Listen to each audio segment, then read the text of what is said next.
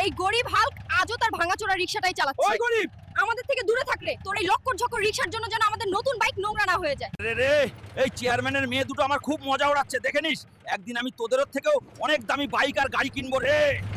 আরে ম্যানেজার সাহেব, এই গাড়িটার দাম কত রে? আরে গরিব, এটা টেসলা গাড়ি, টেসলা। তোর তো এতে বসবারও যোগ্যতা নেই, আর তুই কথা বলছিস কেনার। আরে ম্যানেজার, ওরা যত মজা ওড়ানোর ওরা রে, একদিন আমি তোর পুরো টেসলা কোম্পানিটাই কিনে নেব রে। আরে রে, এখন আমি এত টাকা কোথা থেকে পাবো রে, যেটা দিয়ে গাড়ি কিনতে পারি? শোনো শোনো সবাই শোনো রে, যে কেউ এই দুই মাথাওয়ালা ভন ভন পালোয়ানকে হারাতে পারবে তাকে দেওয়া হবে একটা সোনার জুতো আর পুরো 200 কোটি টাকা। আমি হারিয়ে আসবো ওই দুই মাথাওয়ালা ভন ভন পালোয়ানকে আর জিতে নেব পুরো খাজানা।